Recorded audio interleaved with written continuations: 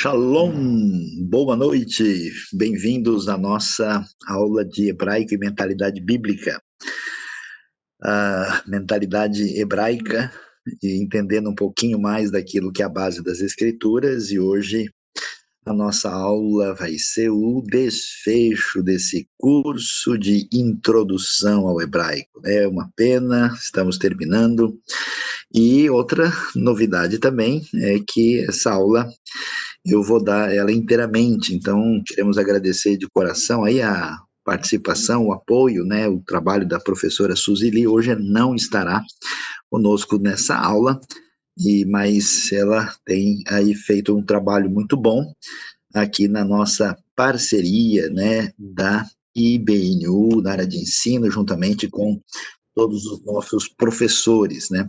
Todos são bem-vindos, queremos convidar você a compartilhar aí o nosso conteúdo, mandar, como você sabe, reforçando mais uma vez, se você quer, você está acompanhando, quer ter todo o material, todo o conteúdo, a apostila, você precisa estar inscrito diretamente, né, oficialmente, através do nosso WhatsApp da IBNU, e você pode divulgar também, você pode assistir, deve assistir mais uma vez, aí o conteúdo da aula, e hoje tem coisas muito boas para a gente poder aí acompanhar e aprender mais do hebraico bíblico, mais daquilo que foi a língua, né, usada por Deus para o início da revelação. Então vamos aí caminhar pelo estudo do hebraico hoje e vamos aí, hoje nós vamos ir um pouquinho mais assim na gramática, um pouco mais na língua e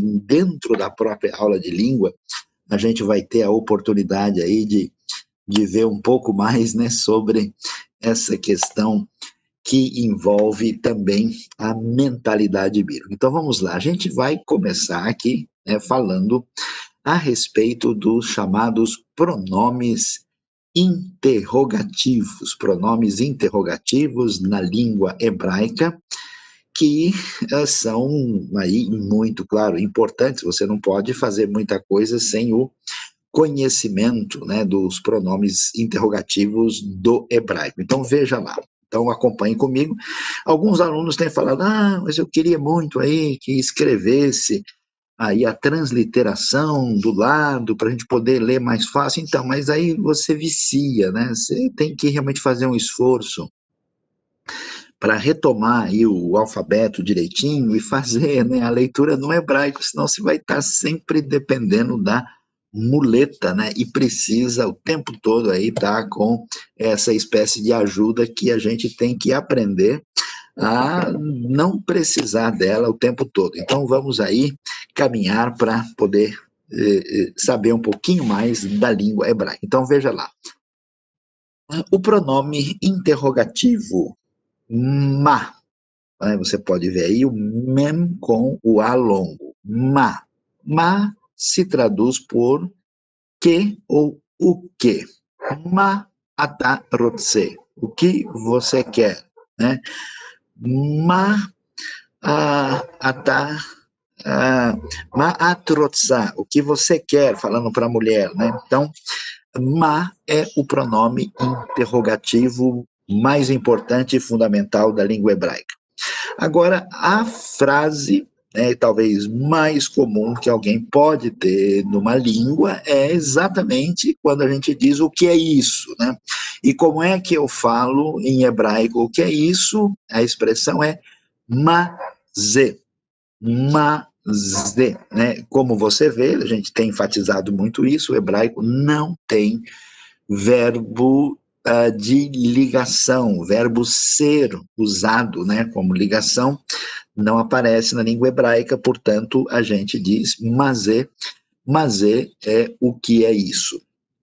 Então, veja lá, se ma quer dizer o que, né, o pronome interrogativo voltado para as coisas, como é que eu falo o pronome de interrogação, pronome interrogativo voltado para pessoas. Então, o que a gente diz? Pronome de perfil pessoal, quem em hebraico é mi. Mi. É ma, mazé, que é isso, e mi.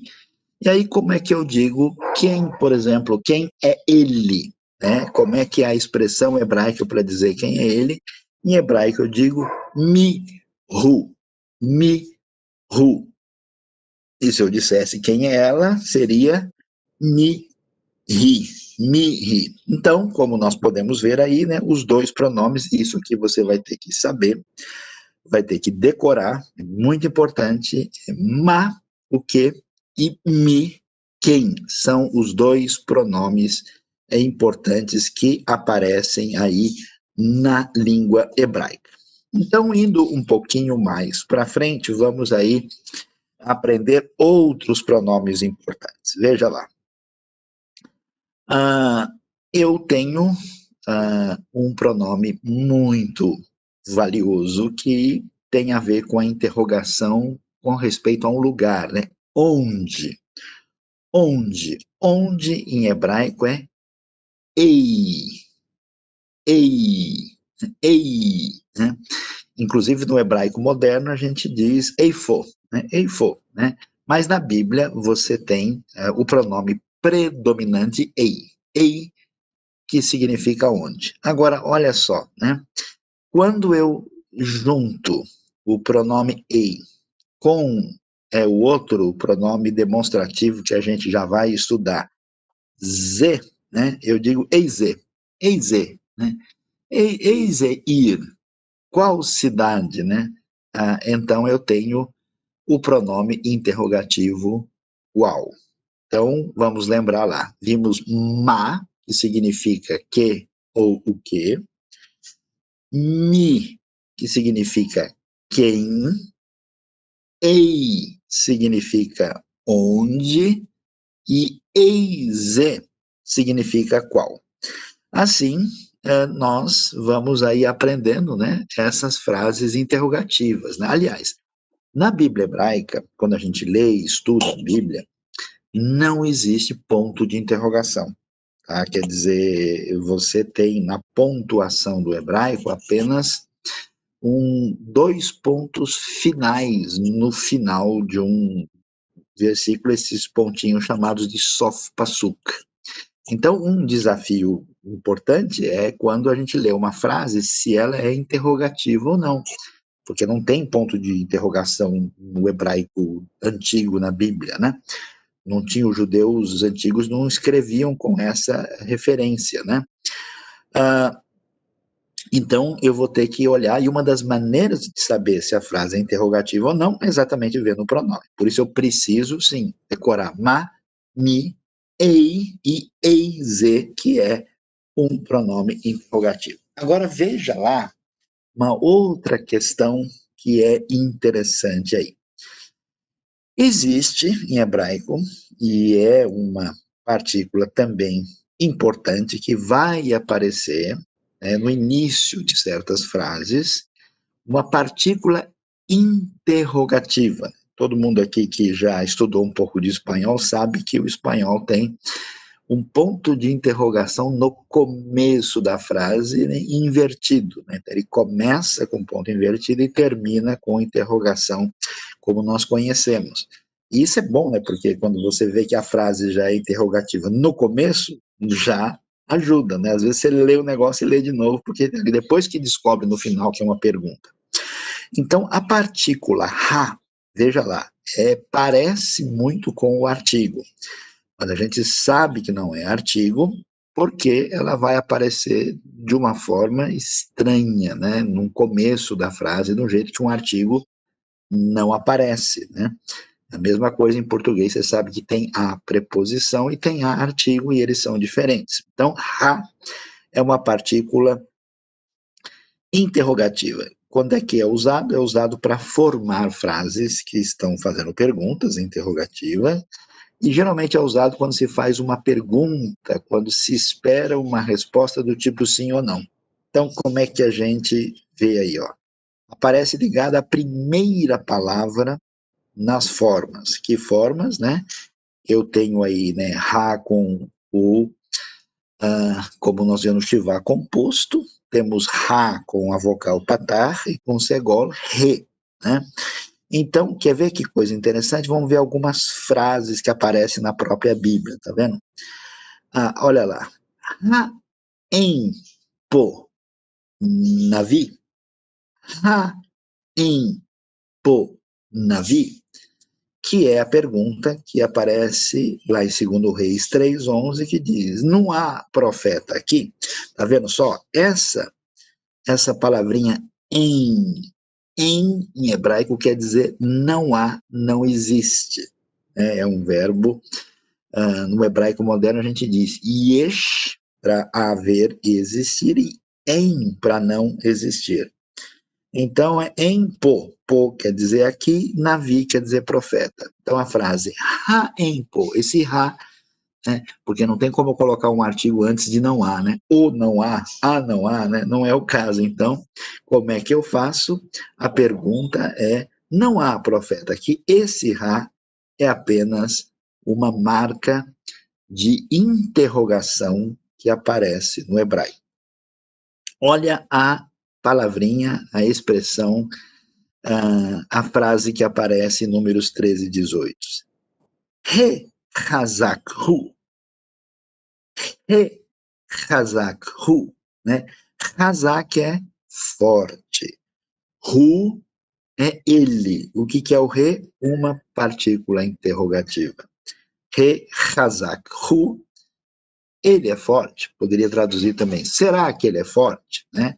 E assim você tem a partícula interrogativa, ha ou re, dependendo da frase. Então, veja lá, eu preciso, no meu estudo, no meu aprendizado do hebraico, descobrir aquilo que é marca de pergunta de interrogação. Então, vimos os pronomes ma, o pronome mi, ma quer dizer o quê, mi quer dizer quem. Temos também, né, o pronome onde, que é ei, e temos o pronome qual, que é eise. E agora a partícula interrogativa ha. Então veja aí como a coisa realmente é diferente e a gente precisa estudar. Bom, a gente viu aí o eise. Vamos estudar um pouquinho mais essa questão do ze, que é, na verdade, um pronome demonstrativo, né? O que acontece? Em português, né, você tem, na verdade, esses pronomes demonstrativos são, assim, um tanto quanto, digamos assim, detalhados, né? Olha como é que a gente tem em português. Tem este, esse, esta, essa, estes, estas, essas e esses e essas. Na verdade, nós temos então, né, 8 pronomes, ou complicação que é a nossa língua portuguesa. E como é que a gente usa, né, este, esse? Este é o que está perto de mim, a primeira pessoa de quem fala. Esse é o que está perto de você, da pessoa com quem eu falo. E aquele é o pronome que tem a ver com a terceira pessoa, aquele que está longe, né? E aí o que acontece? Em hebraico não existe diferença entre este e esse. Nós temos a única expressão, né, que é o Z. Né? É como no inglês. No inglês você tem this. This serve para este e esse. Em hebraico você tem Z. Então, como é que eu digo este? Como é que eu digo esse? Z. Não vai falar Zé, né? Porque aí complica, né? Z. E eu tenho o feminino, que é zot, esta e essa. Então eu digo z, este, né? E zot, esta, essa, que é a maneira que eu digo o pronome demonstrativo. Agora, quando eu vou falar no plural, tem uma forma única para se referir a este, esse, esta e essa, que são estes, ou estas, ou esses, ou estas, né? Que é o pronome ele. Ele. Por exemplo, o livro de Deuteronômio começa com a frase ele hadvarim. Ele hadvarim. Estas são as palavras, né? E aí, então, a coisa não é tão difícil, porque enquanto em português nós temos 8, né, formas diferentes, em hebraico nós temos apenas 6, né? Agora, a gente já vai ver aí como é que nós temos algumas frases, né, da formação desses demonstrativos. Muito bem. A gente vai ter um pouquinho mais de gramática nessa aula final, né? Daqui a pouco a gente vai abrir espaço aí para as nossas perguntas. Eu já vou antecipando que as perguntas precisam ser perguntas pertinentes à aula de hebraico, né? Porque o pessoal está fazendo pergunta de teologia do Novo Testamento, pergunta da história da teologia, e não é o foco desse curso. A IBNU vai providenciar outros cursos, a gente vai ter cursos voltados aí para exegese, para exposição bíblica, para teologia propriamente dita, e aí a gente pode, né, entrar lá direitinho nessas questões na matéria pertinente, porque às vezes uma pessoa está acompanhando o curso, interessado no hebraico, e começa a entrar outras questões que não têm a ver com a disciplina, né? Então, vamos lá. Bom, se eu tenho ze, zot e ele, para dizer este, né, esta, esse, esta, e assim, e o plural também, como é que eu digo aquele, aquela? Olha como o hebraico é econômico. Lembra do ele? Ele não é ru, ela não é ri.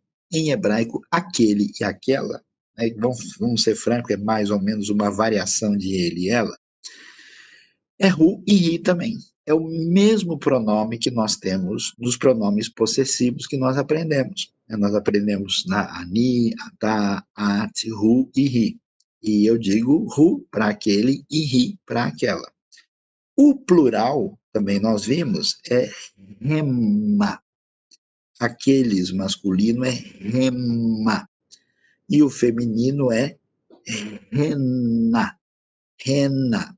Às vezes, esses pronomes aparecem com umas variantes. Uma das questões interessantes no hebraico bíblico, como é um texto muito longo, um texto que faz parte de uma história muito ampla, né, longa, a gente tem, às vezes, umas variações, né? Então, o rema também aparece como rem, sem a vogal final. E o rena também aparece como ren, né, que é uma variação do pronome. Então, repetindo, eu tenho o pronome demonstrativo de longe, hu, hi, rema e rena, compreendendo direitinho, né, como é que aparece no hebraico aí. Agora vamos ver como é que a gente usa isso. E aí eu preciso aí da sua atenção, todo mundo ligado, porque a gente vai ver o uso dos pronomes demonstrativos. Então vamos lá. Sabe que uma coisa que a gente precisa fazer é lembrar um pouquinho aí da gramática do português, né? Porque para estudar e entender direitinho como funciona uma outra língua, a gente, na verdade, precisa lembrar de como é que funciona a nossa, né? Enquanto a gente vai olhando aí, né, alguém já está perguntando, né, quem já está participando do curso que está acontecendo, é necessário se inscrever nos novos? Sim, sim. Os novos cursos estão começando, né? A IBNU estreia 2 cursos amanhã, né? Amanhã vai ter o curso Mundo dos Adolescentes, vai ter também um curso sobre a Reforma Protestante, a sua história, a teologia, e você precisa se inscrever porque nós temos 3 cursos agora e as pessoas estão inscritas em cursos diferentes. Então, quem quiser, né, se aprofundar, precisa escolher o curso e fazer a inscrição. E no sábado que vem começa o curso de grego, né, o curso de grego para quem quer também aprender a língua do Novo Testamento, né?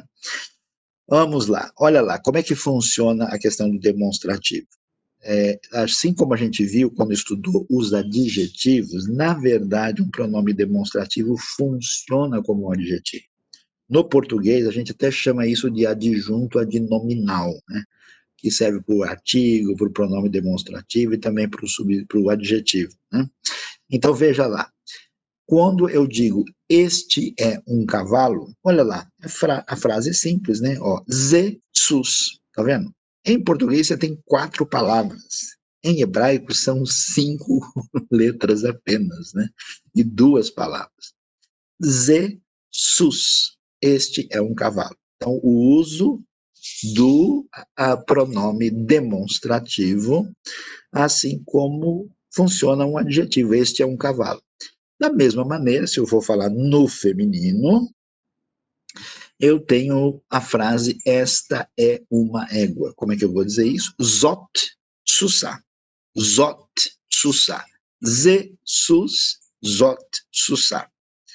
Então, nesse caso, eu estou com um uso semelhante ao que a gente chama do uso predicativo do adjetivo. A única diferença aí, né, é que eu não estou usando um artigo, né? A não sei que eu queira usar. Jesus, eu posso dizer Ze Rassus, este é o cavalo. Zot Rassusa, esta é a égua. Mas é uma frase simples e que funciona assim na mesma direção da língua portuguesa.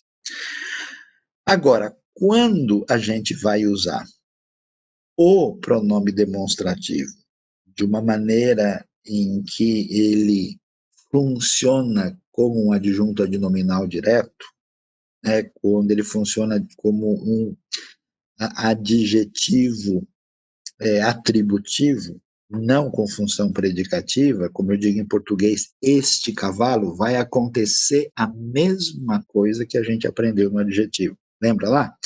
A gente falava ish tov, né, bom homem, raiz hatov, o bom homem.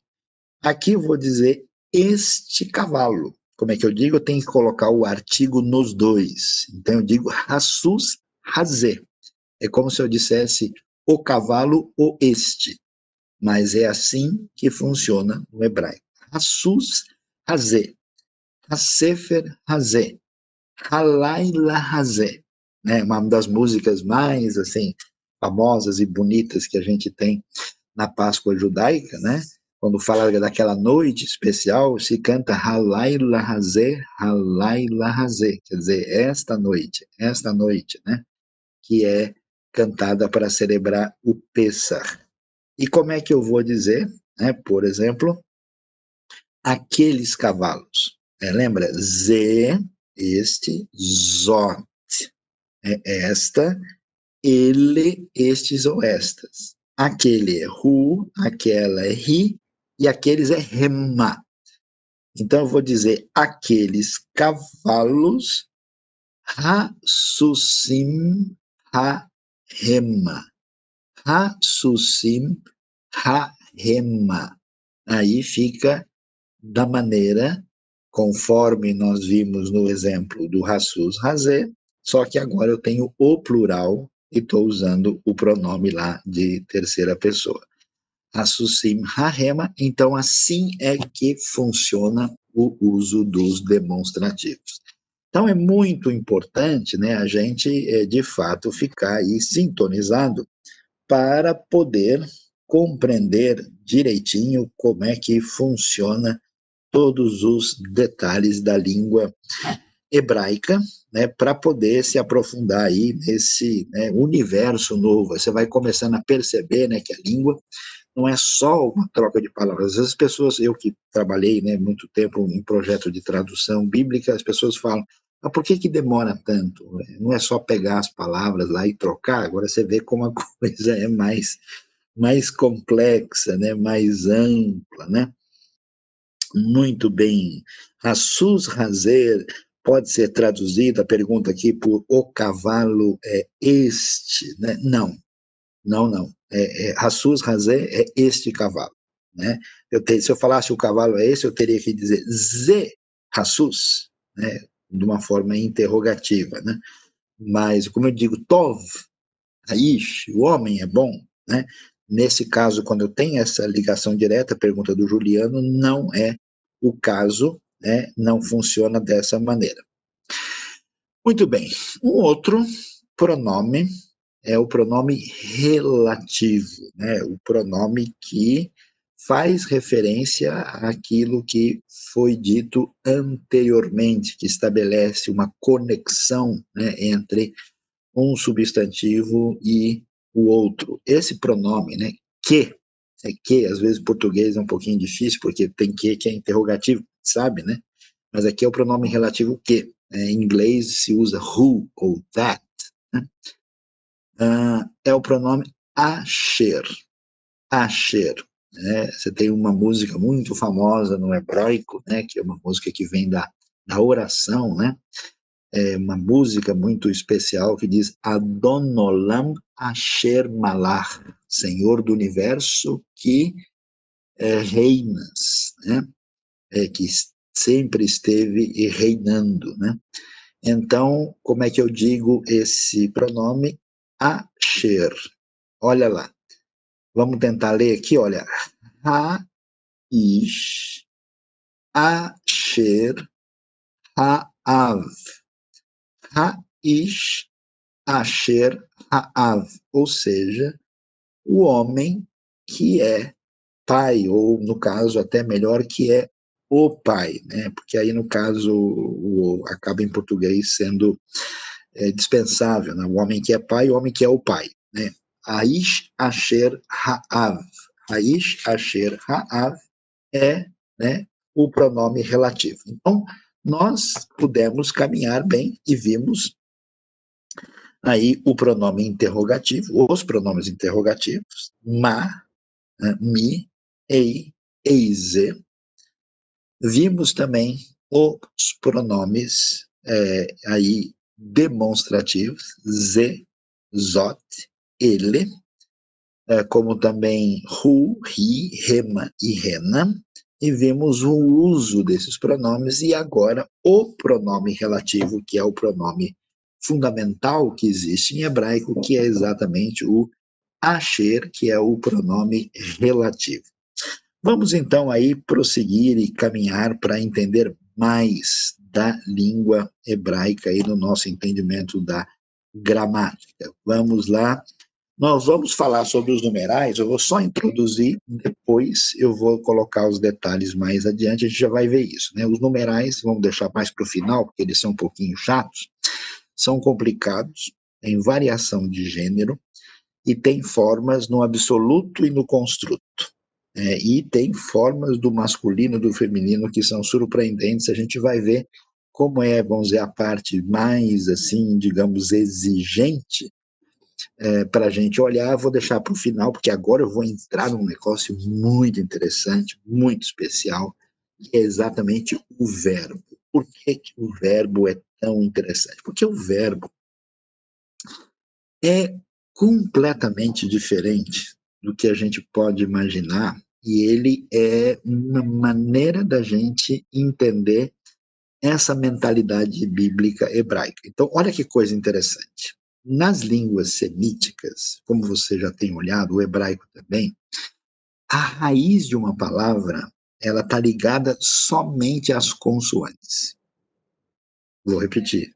A raiz de uma palavra está ligada somente às consoantes. Isso quer dizer que as vogais têm um papel diferente, né? Quando eu falo em português cantar e contar, é uma coisa que muda completamente. No hebraico, não, o que vale são só as consoantes.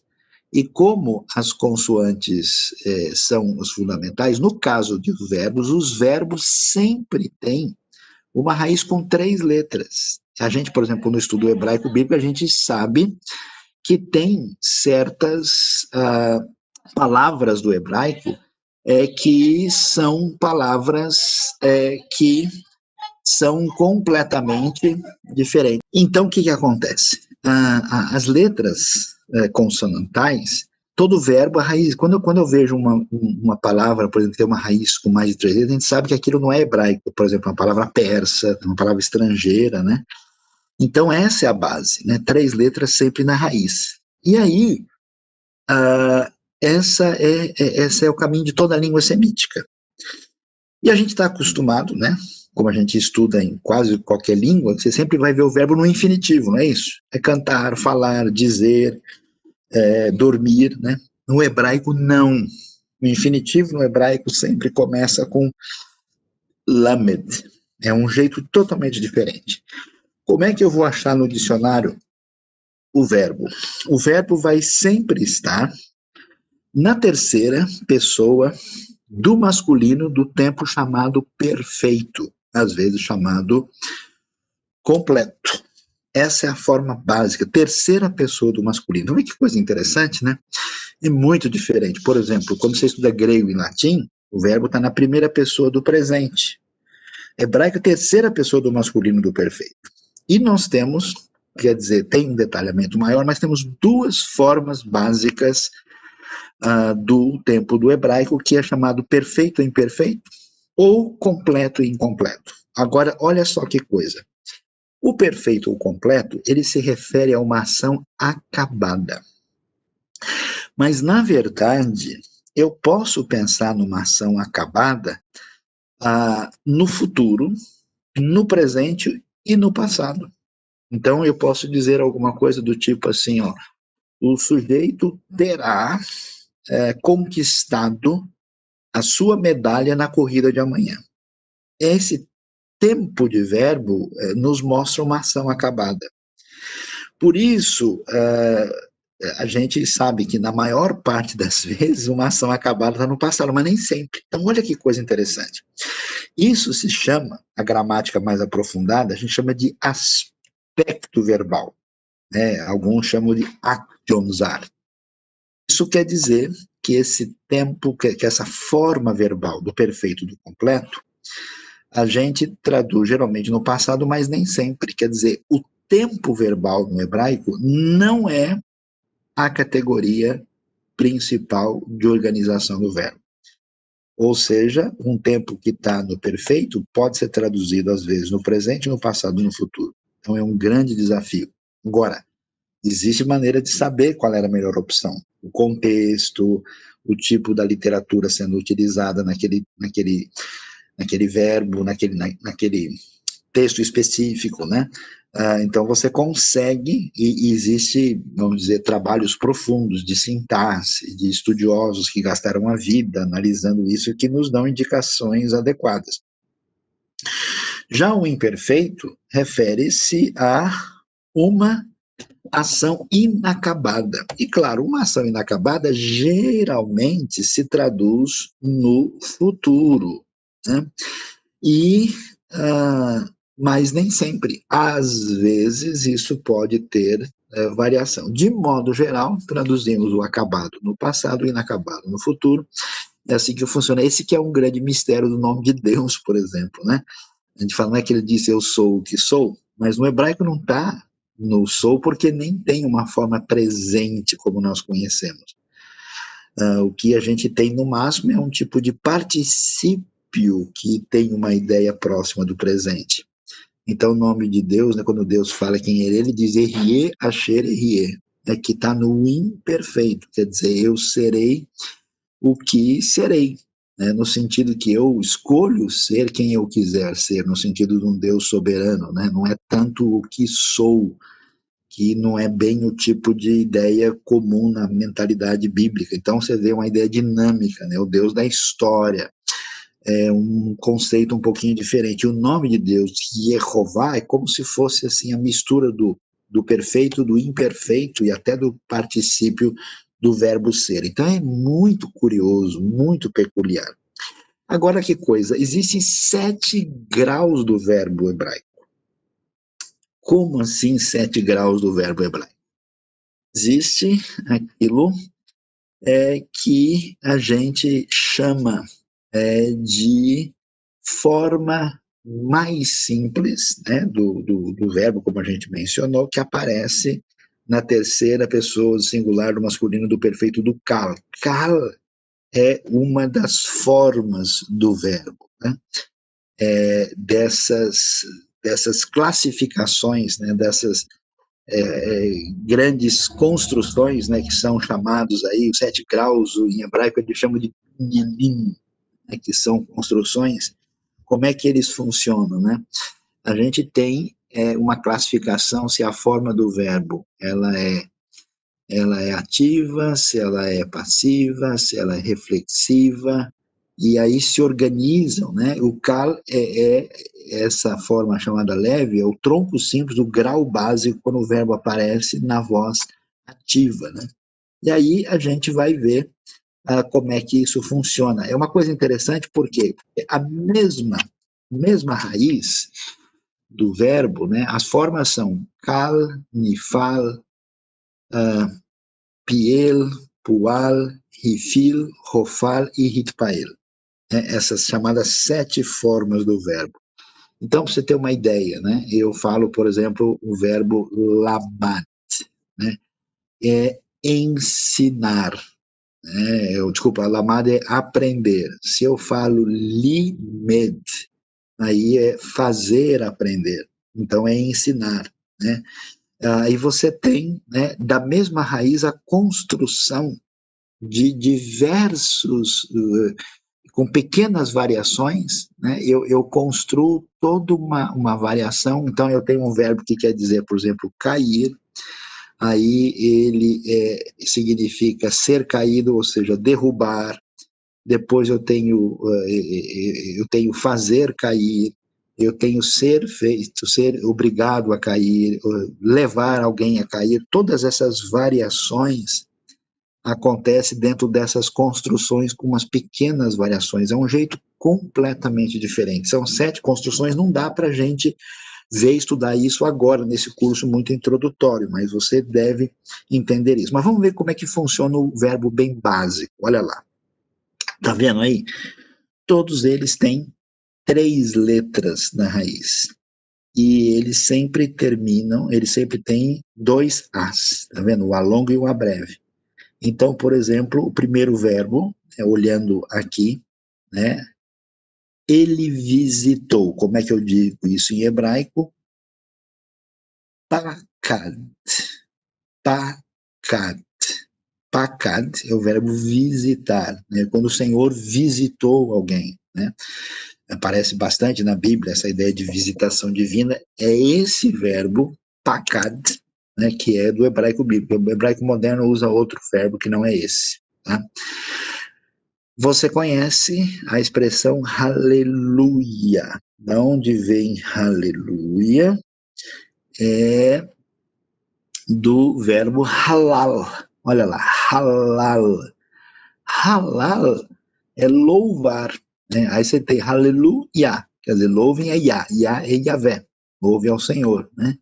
Halal. Então vamos dizer aí, ó, pakad, visitar, halal é louvar, depois achar, encontrar, né? Literalmente achou, encontrou, é matzah, matzah, né? Quando Noé encontrou favor aos olhos de Deus, a Bíblia vê Noach matzah en beinei Yehová, matzah. Depois, ele chamou Cará, né, na criação do mundo, Vayomer Elohim, Verlaila, Verrocher Cara Laila, e as trevas ele chamou noite, né, Cará, ou Cará. Ele falou amar, amar. A pergunta feita aqui, eu sou o que sou, é a tradução influenciada pelo grego da expressão erie, asher erie, mas não é isso literalmente no hebraico, porque não se trabalha com esse mesmo tipo de pensamento na mentalidade hebraica. Guardou, guardar, é o verbo chamar, chamar, da maneira como você está vendo aí, chamar, né? Chamar, né? Aquele que guarda é o shomer, é chamar. Pecar, pecar, ele pecou é ratá. Agora é garganta forte, hein? Ratá, porque é um ret, né? Você pode dizer que quando o sujeito pecou, ele deu uma ratada, né? Ele escapou aí o caminho, então ratá, né? Essa é a palavra que quer dizer errar o alvo, errar o foco, o objetivo, né? Matar é catal, catal, catal. Matar, matou é catal. E ele escreveu, do verbo escrever, katav, katav. A raiz do verbo é o mesmo que em português, o tronco não, o tronco é um outro conceito, né? O conceito do tronco, não exatamente do tronco e raiz pode ser considerado igual. Na verdade, os graus é que são um conceito completamente diferente. A questão é a seguinte, o hebraico vai dizer se um verbo ele está numa voz ativa, passiva ou reflexiva, dentro da própria conjugação do verbo, né? Então, por exemplo, você vai dizer katal, quer dizer ele matou. Mas você vai dizer niktal, quer dizer ele foi morto. Tá vendo? Você só acrescentou niktal, ele foi morto. Você vai dizer kitel, quer dizer ele, ele matou com força, matou intensamente, né? O tal, ele foi morto intensamente. Você vai dizer hitkatel, ele se matou. Você vai dizer hiktil, né? Ele obrigou a matar. O hoktal, ele foi obrigado a matar. Então, na mesma raiz, você coloca se a ação ali, se é uma ação comum, se é intensivo, se é causativo, ou se é ativo, se é passivo, se é reflexivo. Aí nós temos que estudar o hebraico lá para frente, tá? É um negócio aqui, vamos pegar o básico aqui, vamos lá. Então, todo mundo olhando e repetindo comigo, olha lá.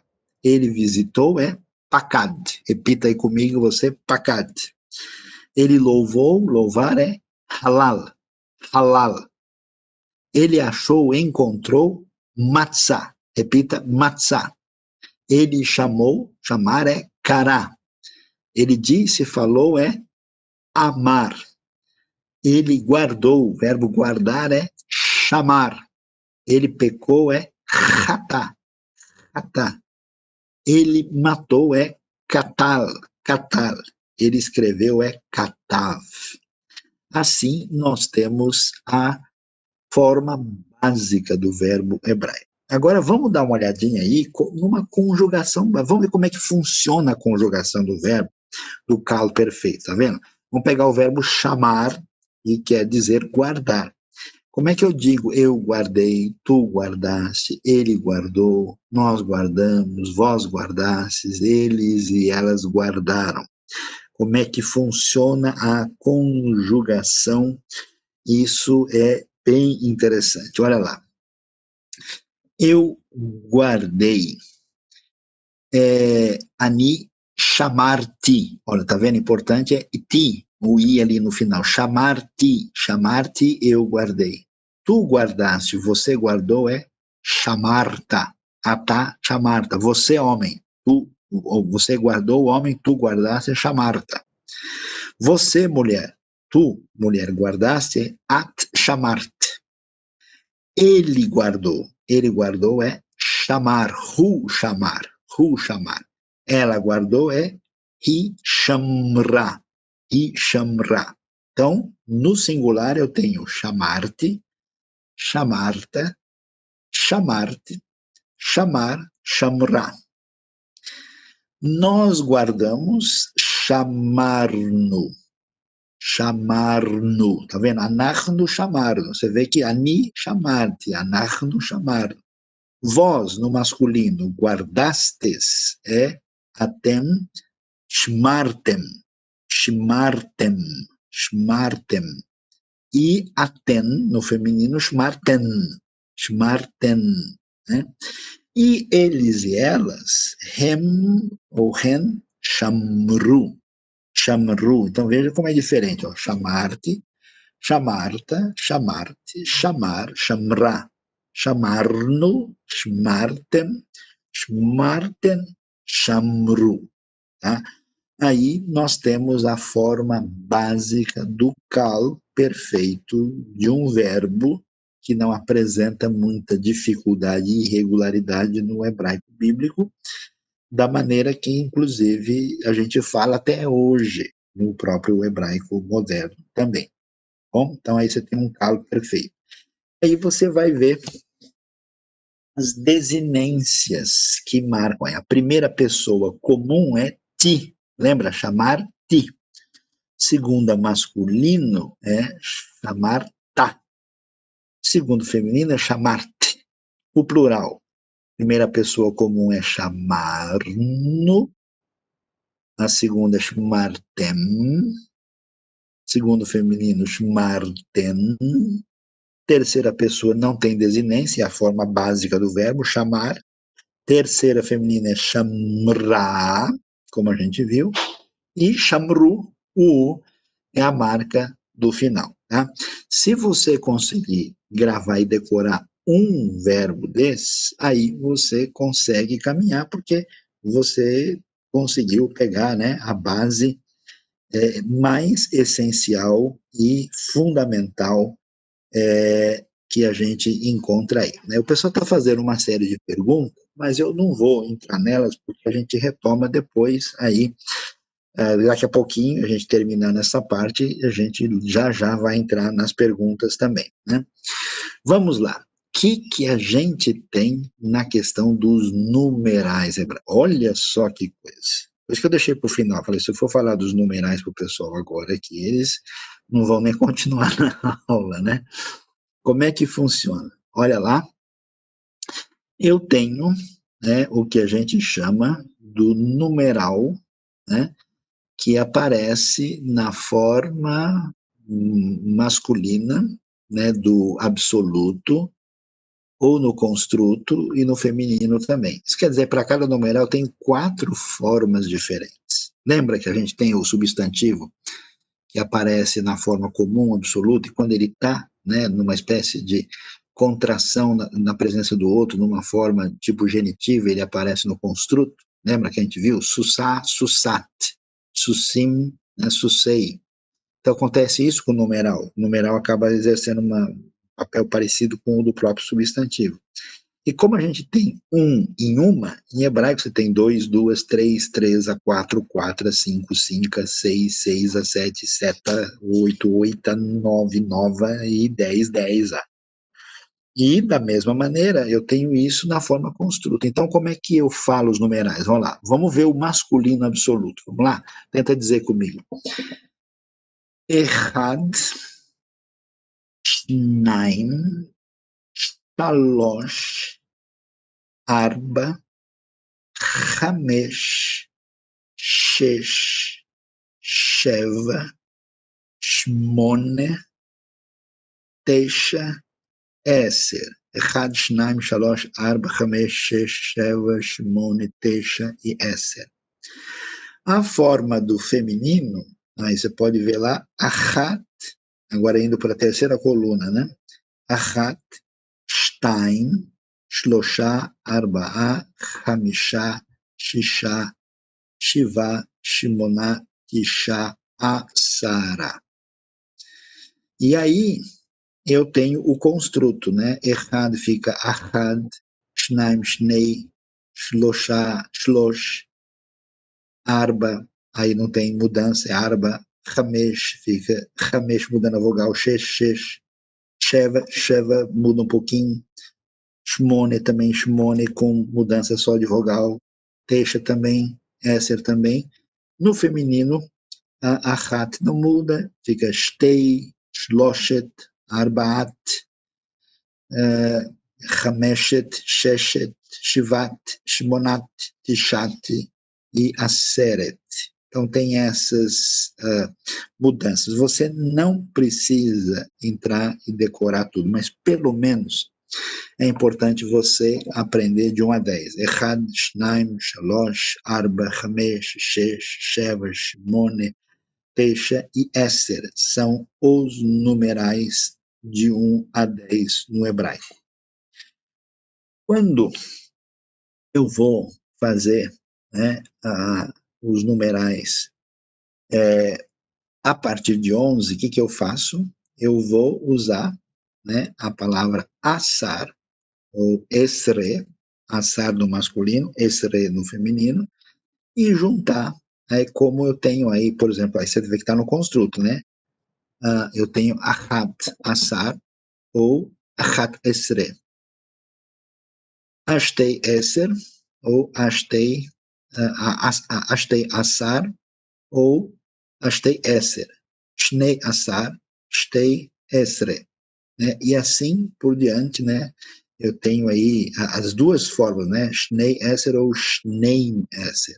Shlosa Esh, Arba'a Eser, Hamisha Asar, Shisha Asar, Shiva Asar, Moná Asar. E Esre, na verdade, usa, né? Com forma feminina, Shlosh Esre, Arba'a Esre, Hamesh Esre, Shesh Esre, e assim por diante até chegar o Tishá Esre, assim que se forma o numeral feminino.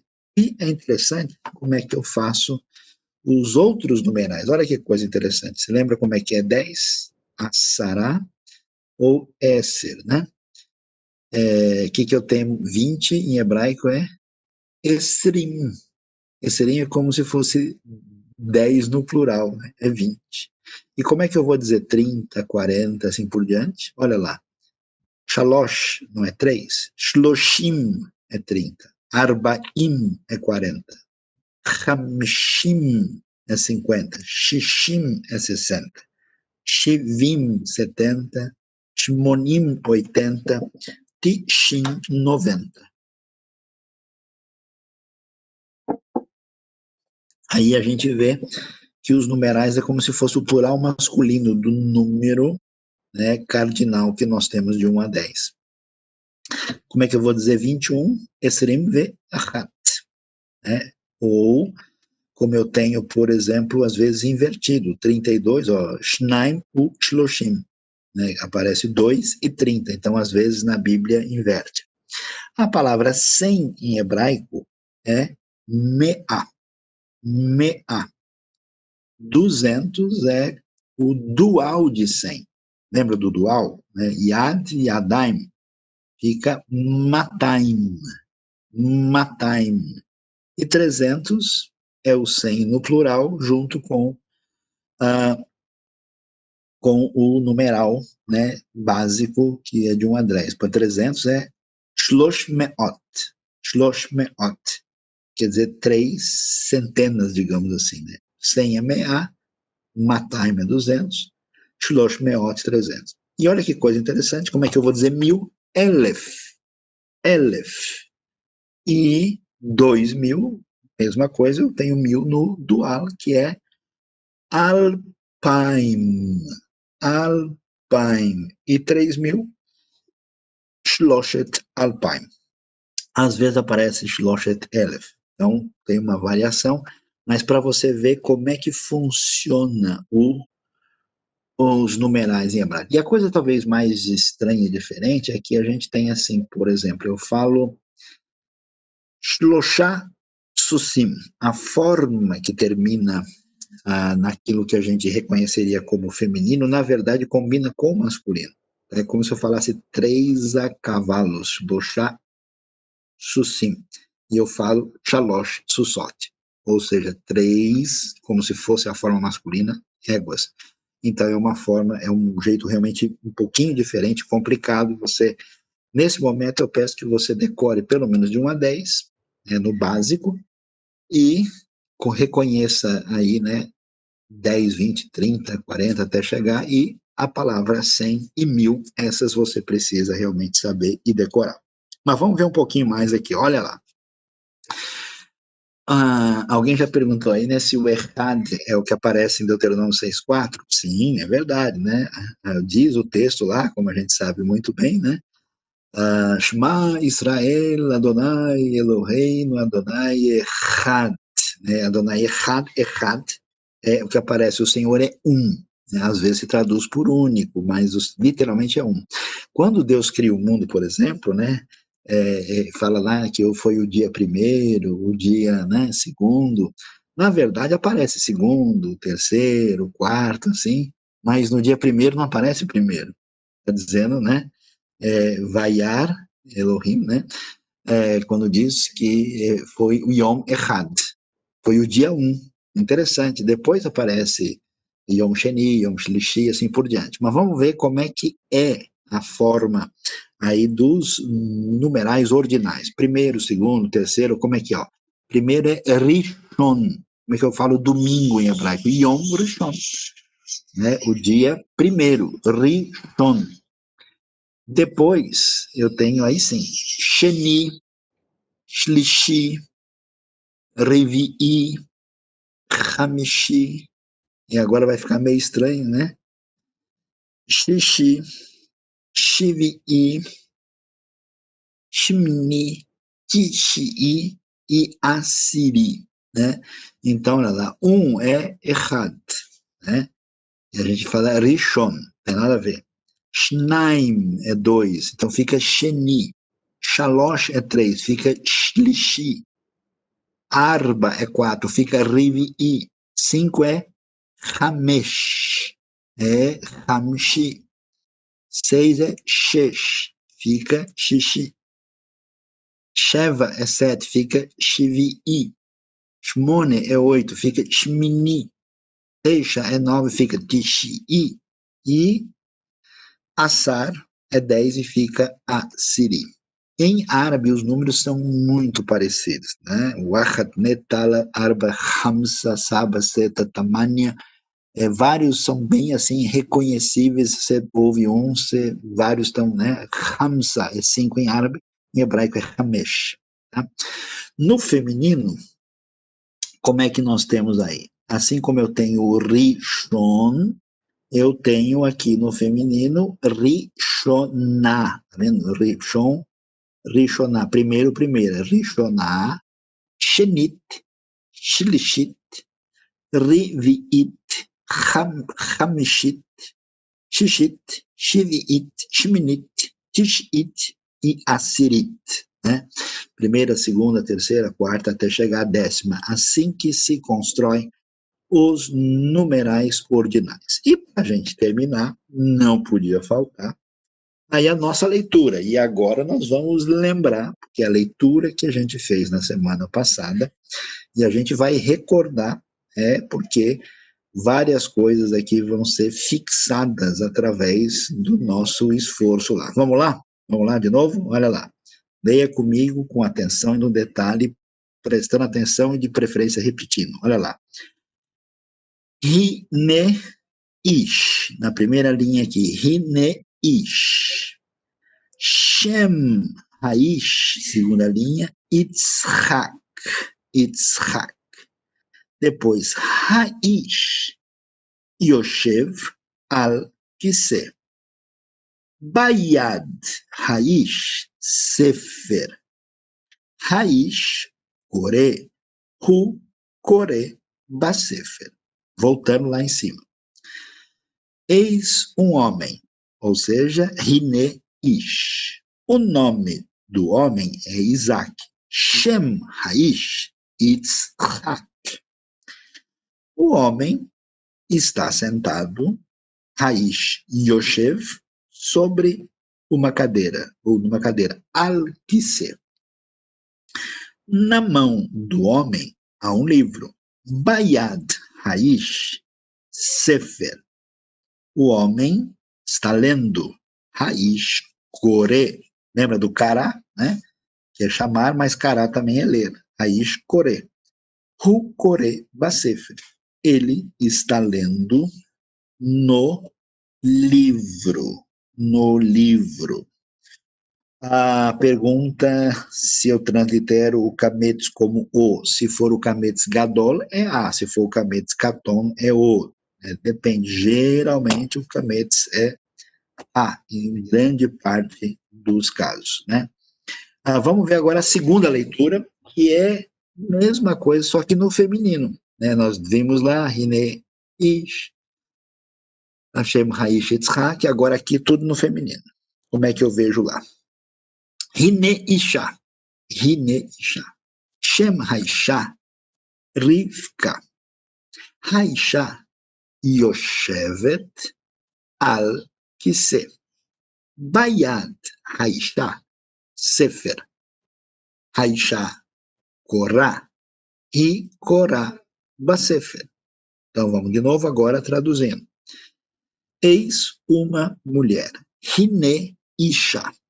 O nome da mulher é Rebeca. Shem Haisha, Rivka. A mulher está sentada, Haisha Yoshevet, numa cadeira, sobre uma cadeira, al kise. Na mão da mulher há um livro, Bayat Haisha Sefer. Depois, a mulher está lendo Haisha Korah. Haisha Korah. Ela está lendo no livro Hi Korah Baser. Então, dando a última lida, vamos lá, você repete comigo. Ine Isha. Shem Haisha Rivka.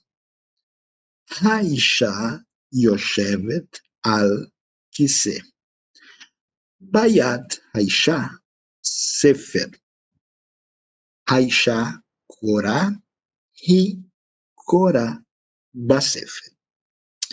Muito bem, então aqui a gente chega no final, né, da nossa aula de gramática, que revela para a gente também as coisas aí bem importantes que são valiosas para o nosso entendimento, né, do que, como é que o hebraico deve funcionar. E agora, então, vamos aí tentar lidar com as perguntas que nós temos aí. Eu sei que algumas a gente conseguiu responder e outras a gente vai começar a responder agora.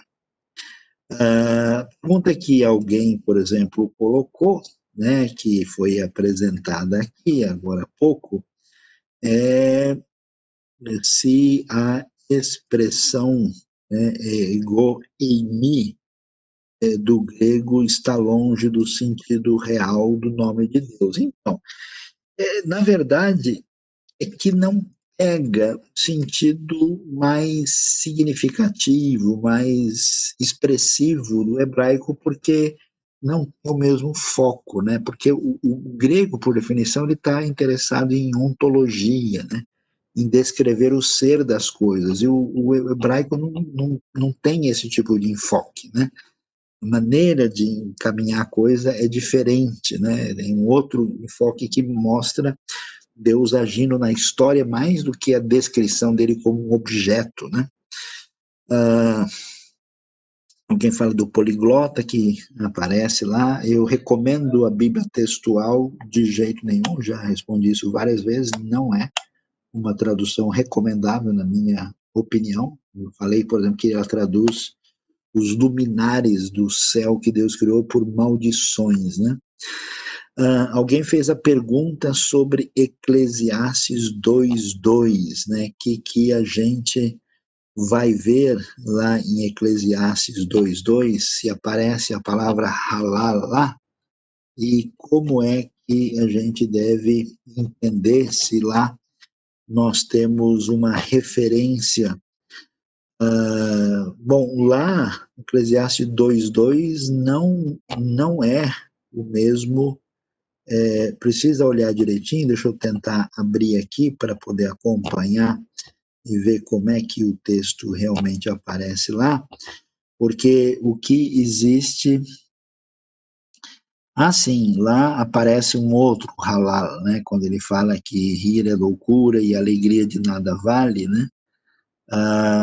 O sentido aí não tem nada a ver com o halal louvar aqui. A gente precisa tomar um cuidado com essas questões da seguinte maneira, né? Porque aparece, às vezes, no hebraico, né, aquilo que não está tão claro para nós, é que, às vezes, você tem uma raiz, por exemplo, que não é a mesma raiz, né, que a gente tem. Às vezes você tem, por exemplo, um halal, né, e na verdade, você tem, por exemplo, às vezes, halal, né?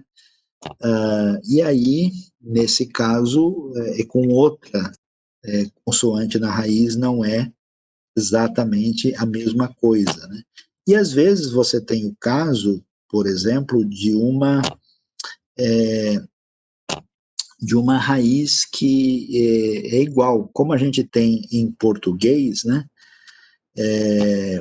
a expressão, né, você tem, por exemplo, certas palavras que são homófonas, elas escrevem iguais, mas elas têm raízes diferentes, que não tem nada a ver, né? Então, o que aparece lá em Eclesiastes não tem nada a ver com a ideia de louvor como aparece aí no Halal, é outra coisa completamente diferente. Deixa eu tentar aqui acompanhar todos os cenários das perguntas que aparecem aqui. Errado é uma unidade composta? Pergunta do Alisson, né, que aparece aí. Veja, a questão é que errad é uma palavra que pode se referir a um, né, como uma coisa única, mas também você tem, por exemplo, uma referência a um cacho de uvas, né? Não é uma unidade que poderia excluir qualquer elemento a mais dentro dela, né? Então é uma discussão. Tem um livrinho, um autor, acho que não está em português, um judeu chamado Rosenthal, que fala sobre, ele discute um pouco disso, né? Ah, e pode acontecer isso, né?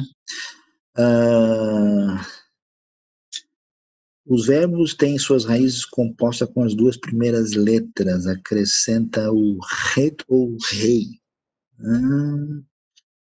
Não entendi a pergunta, sinceramente, não sei o que isso significa. Suas raízes compostas com as duas primeiras letras, acrescenta. Não tem. A raiz ela faz parte de um termo que existe, não tem como acrescentar. Se acrescenta uma letra ou outra, você acaba mudando a raiz, né? Os rabinos têm dificuldade com a língua hebraica, assim como os gramáticos divergem no português? Sim, porque nós temos vários hebraicos, né? Hebraico mishnaico, hebraico bíblico, e tem discussões, assim, detalhadas, né, que a gente precisa considerar, né, no entendimento aí da língua como um todo, né? É verdade que identificar a raiz do verbo te ensina a ler sem vogais? Ajuda muito, porque você já olha, né, a raiz já pode concluir uma série de coisas bastante claramente, né, a partir da raiz que faz toda a diferença aí. Sim, você pode entender. Se você entende como é que funciona, né, aquelas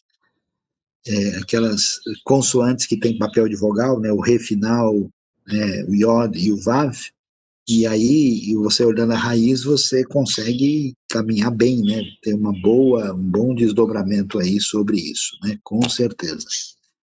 Vamos lá. Mais perguntas, dúvidas aí que envolvam a questão judaica, hebraica, questão que envolve a língua, outras coisas aí que são pertinentes aí ao nosso curso. Nós estamos aí com oportunidade de ter mais algumas questões aí trabalhadas. Vamos lá. Indica alguma literatura para o estudo filológico do hebraico que ajuda a identificar o desenvolvimento da palavra antes do exílio? Puxa, isso é uma coisa muito específica e detalhada. Eu não sei se você tem alguma coisa assim em português, né? Até porque essas coisas às vezes são um pouco controvertidas. A gente tem, né, o melhor trabalho assim de léxico hebraico que vai detalhar isso é o material do chamado KBL, KBL, né? KBL é o Köhler Baumgartner Lexicon. Isso foi publicado na Holanda. E é um material feito pelos estudiosos alemães, e ele tem um dicionário grande de 4 volumes, né, que depois eles fizeram um material resumido disso, que tem uma edição bilíngue, alemão e inglês, né? Digamos, esse é o léxico de ponta. Então, num material desse, você pode achar alguma referência a isso, né? Existe um material extraordinário, que é o Theologisches Wörterbuch zum Alten Testament, que foi traduzido para o inglês, foi publicado pela editora Erdmann nos Estados Unidos, o Dicionário Teológico do Antigo Testamento, que é um material grande, né? Botterweg e Hingren são os editores, né? Em português saiu um material melhor, assim, que é um pouco resumido, mas que é o Dicionário Internacional de Teologia do Antigo Testamento da Vida Nova. Inclusive eu participei da tradução, né? E do trabalho geral do dicionário, que é uma coisa que ajuda, porque lá os estudiosos, né, que estão ali, especialmente o destaque maior é o Bruce Waltke, que é um dos maiores estudiosos da sintaxe hebraica bíblica que nós temos. Lá ele, por exemplo, pega o termo hebraico, né, então ele trabalha a raiz, ele fala às vezes nas línguas cognatas, no ugarítico, no acadiano, aparece assim, aparece de tal maneira, e discute bem e fala do uso, às vezes pode dizer se a palavra é mais antiga ou não é, e fala dos outros termos correlatos, né, que é bastante interessante. Mais algumas considerações, aí, obrigado aí pelas considerações, né, pelo trabalho da bibliografia, né. Eu vi uma moça judia em uma live querer desconsiderar o hebraico que ensinaram na USP, ela tentou desqualificar, colocando abaixo o ensinado pelos rabinos judeus nas comunidades judaicas. Não, veja, a questão não é assim. É que, assim, nós temos... O hebraico é uma língua muito antiga, muito ampla, né? Então você tem, assim, uma amplitude, né, de estudo, e de fato é o seguinte, o que acontece? O hebraico moderno, ele funciona de uma forma a ser influenciado pelo jeito moderno ocidental de ser, né?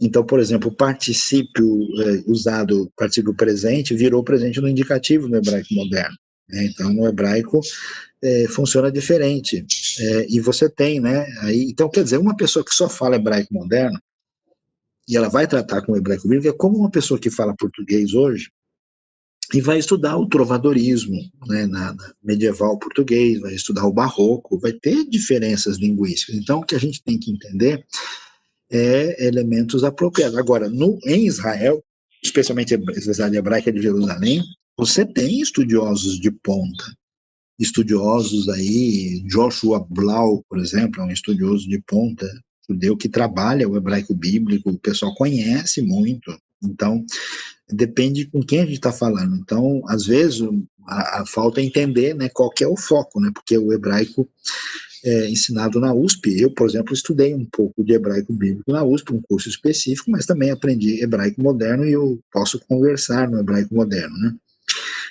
Qual é a diferença entre o hebraico dos askenazes e sefaraditas? O hebraico de hoje não tem de condições, assim, não tem uma diferença fundamental. O que acontece é o seguinte, Israel é um país formado, né, por gente que veio de vários lugares do mundo. Além de sefaraditas e askenazitas, você tem, por exemplo, o pessoal que veio do Oriente Médio, que eles chamam mais de misraítas, né? E aí o pessoal geralmente tem um sotaque diferente, né? Então uma pessoa que vem do ambiente askenazita vai falar, por exemplo, alguma coisa como דורון, משפחת דורון, אנחנו מדברים עברית, né? Ivrit com esse R assim, meio do alemão, né? Que veio do Yiddish. Já pega um judeu que fala português ou espanhol ou italiano, ele vai falar אנחנו מדברים עברית. Pega um judeu americano, אנחנו מדברים עברית, né? Então você tem umas variações de sotaque, mas a língua não é. O que você tem, às vezes, é uma influência. Dependendo de onde o judeu veio, ele pode botar, às vezes, uma palavra lá que é costumeira até de uma tradição peculiar e fazer isso, né? Alguém pediu o meu número de WhatsApp, eu não vou colocar no grupo aqui, mas você pode pedir na conexão lá, mandando que o pessoal pode encaminhar, não há problema, né? A pergunta, tem alguma Bíblia interlinear que seria recomendável? Olha, tem uma da Sociedade Bíblica do Brasil, eles lançaram um interlinear, né, E é útil, você pode utilizar, acho que, não sei se lançaram toda, mas lançaram uma parte, né? Só que assim, sempre tomar um cuidado, né? E também você tem interlineares disponíveis na internet, só que geralmente é interlinear em inglês, e não sei se tem alguma coisa em português, eu não vi, né? Só tomar um pouquinho de cuidado, porque, como vocês estão vendo, a língua hebraica é muito peculiar, o simples fato de botar uma palavra debaixo da outra não ajuda a gente a entender muita coisa, não, né? Para quem conhece, consegue ler inglês, eu recomendo usar a NetBible. NetBible, que é um material muito bom, né?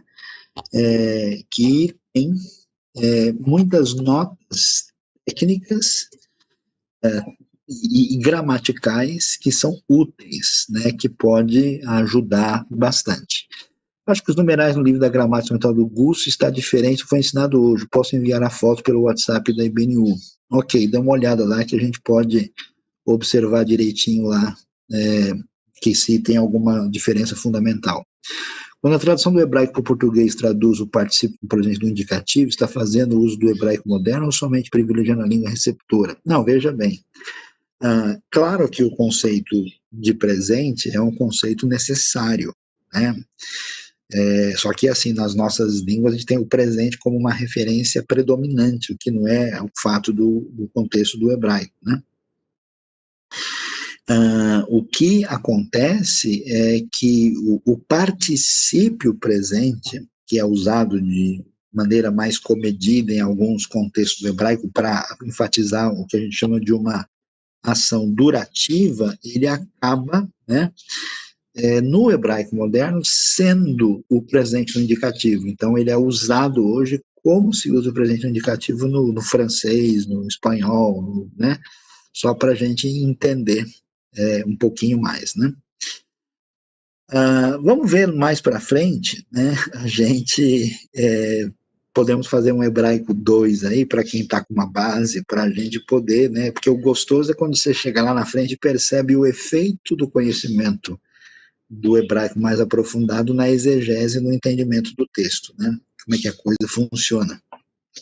O que a gente pode indicar, né, aí, talvez, de material, o que a gente recomenda? Olha, existe um material do professor Gusso, é um material bom para você se aprofundar, o livro da Vida Nova, né, que ajuda você a entender mais. Tem também o material do Paige Kelly. Paige Kelly é um material que foi publicado pela editora, se não me engano, Sinodal, né? Paige Kelly é um professor americano que morou no Brasil. E o material dele é bom, né? É muito bom na área de verbos, né? E isso ajuda bastante no entendimento de diversas coisas. É um material que eu recomendo, né? E tem algumas outras, aí o Lambda, sabe, em português também, não sei se ainda está presente, né? Tem que ver. E se algum texto corrigido da NVI devido ao erro, quando uma pergunta, uma afirmação, seja uma afirmação nas traduções, foram colocadas como pergunta? Eu não lembro de cabeça essa questão que o Alisson levantou. É possível que sim, possível que tem coisas que não está claro e que é traduzido de modo diferente, né? Obrigado pela palavra aí de gratidão do Eric e da Nádia, tanto, né, a mim como também a professora Suzy, né, que são lembrados aqui, né.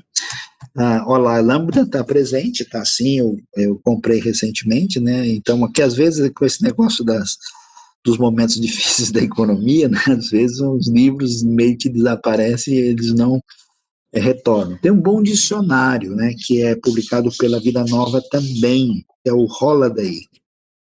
O Holiday é interessante porque vocês sabem que o grande cara que foi o grande estudioso do hebraico era o Wilhelm Gesenius, né? Ele fez uma gramática extraordinária que tem valor até hoje, né? Publicada, a original alemão, publicada em inglês pela editora de Oxford. E ele também fez um léxico do hebraico. A base dele e aí a gente tem que tirar o chapéu, quem fez o trabalho pesado assim de estudo aprofundado foram os estudiosos alemães. Depois o pessoal de fala inglesa foi, vamos dizer, contribuindo mais, né? E também alguns franceses, só que os franceses a gente não conhece, né? Não chegam muito aqui.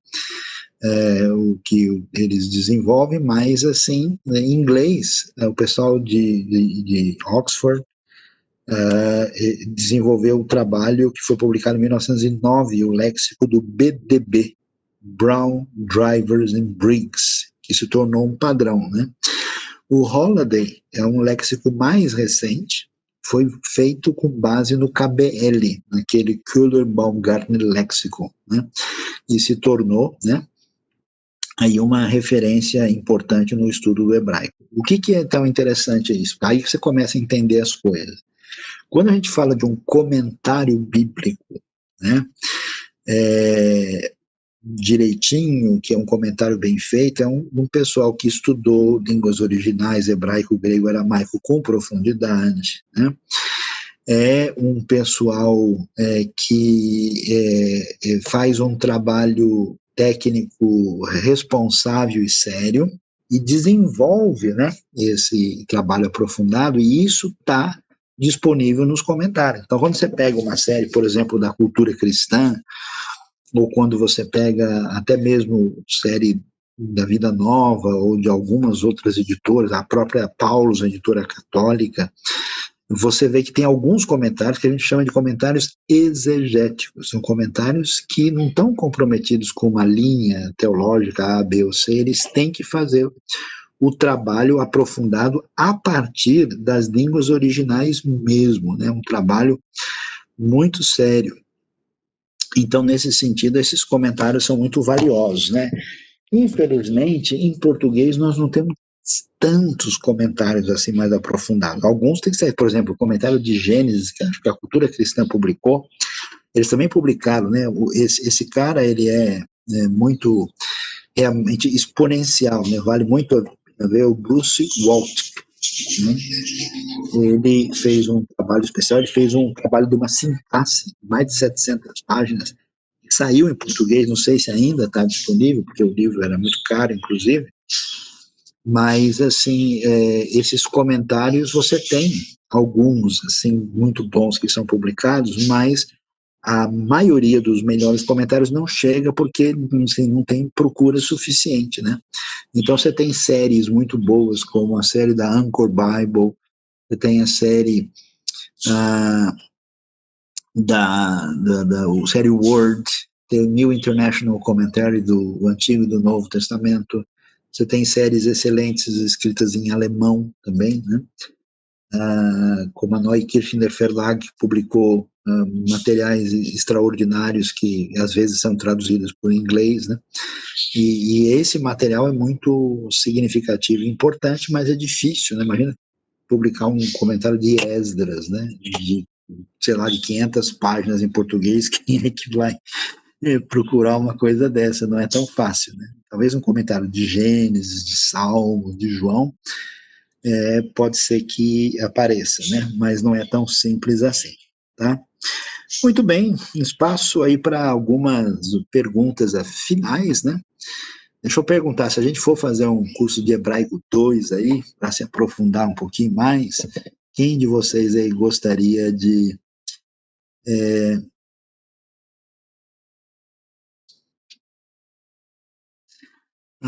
quem gostaria de participar? Quiná, Luiz pergunta para lamentação, pode ser usado para lamentação, mas hebraico lamenta bastante, pode ter mais coisa do que isso. Ó, tem mais gente aí que está dizendo que fariam, né, um curso de aprofundamento, né? Quantos nós temos agora aí? Luiz Oliveira também, né? Porque se você tiver condição já de acompanhar e de ler, Genilson, Codual, tem uma galera boa. Então, aí talvez a gente faça um, né? Obrigado aí pelas considerações, né? Warren Wiersbe, comentários positivos. Então, ele é bom, mas é mediano, né? Alguns desses comentários são mais antigos, são um pouquinho mais fracos. Não é uma coisa assim tão aprofundada. Esses não são ruins, mas precisa de uma, né? Então vamos pensar mais para frente, né? A gente pode fazer um Hebraico 2 aí, e aí com vistas à exegese, né? Aí vocês têm que se comprometer aí, né, a estudar de mais para frente, né, de fato a conseguir caminhar, né, porque realmente faz muita diferença a gente conseguir compreender. E outra coisa, né, que a gente já tem enfatizado, né, alguém perguntando sobre cosmovisão cristã, é possível sim, né, a gente poderia fazer isso, né, mas vocês têm que manter o seu estudo, né, e caminhar direitinho, né. A Lilian está falando do problema do mal no Antigo Testamento, uma explicação resgatando palavras hebraicas, e o livro, de fato, ajuda para entender alguma coisa, né. Puxa vida, Hendrix, eu agradeço, mas utilizar a pronúncia do hebraico iemenita, porque você gosta, eu acho interessante, mas ela não é padronizada, e é bem difícil, porque, na verdade, não tem iemenita, né? O que tem é árabe, né? E aí o hebraico do iemenita, dos mizraítas, ele é um hebraico, assim, com influência das guturais árabes. É bonito, realmente, né? Mas é um pouco mais difícil, né? E também um pouco mais complicado para a gente poder caminhar aqui, né? A Radassa agradece o curso de filosofia, né? Dependendo do curso, ela não pode fazer uma classe fechada, tem razão, né? E aí a gente, né, pode pensar direitinho, vamos organizar isso e quem sabe a gente pode, então, mas aí com o pessoal que está com um pouquinho mais de, de, de base, né, poder caminhar direitinho, né? E aí vamos prosseguir, inclusive com foco de realmente exegese, né? Pessoal que acho que todo mundo conhece, mas só para registrar, vocês têm o aplicativo, né, com o Rota 66, e que ajuda a compreender uma série de textos, também é um material voltado para o público comum, né, que tem, né, condição de ajudar bastante. Mas como eu estava dizendo, o que é interessante é que junto com a língua você tem essa visão de mundo, né? Você tem esse recorte da realidade, né? Na verdade, esse Novo Testamento grego está grego, mas a mentalidade, as palavras são palavras que têm por trás uma perspectiva, uma cabeça hebraica, tá? Então, Toda Rabá Lekulam, muito obrigado a todos. Toda Rabá La Morá Suzy, obrigado à professora Suzy. Toda Rabá Letalmidim, né, para os alunos também. E que Yevarechecha Hashem Etzion, que Deus te abençoe desde Sião, né? E aqui é o Moré Sayon, falando de Sion, né? De Tzion. E muito obrigado pela atenção de todos, que Deus abençoe e fiquem conectados com a gente aí. Amanhã, às 10 horas da manhã, tem a celebração da IBNU. Todos que puderem, quiserem, tiverem possibilidades, podem participar. E também teremos aí as nossas lives, os nossos cursos, né? Como eu disse, sábado que vem começa o curso de grego, para quem tiver interesse, né? E também amanhã o curso sobre adolescentes, sobre reforma protestante. Você pode se inscrever pelo nosso número da conexão que você já tem, já conhece, por onde você escreveu aqui, tá? Então, Laila Tov para todo mundo, Leitraot, Deus abençoe, muito obrigado aí pela atenção de todos e até a próxima oportunidade. Shalom.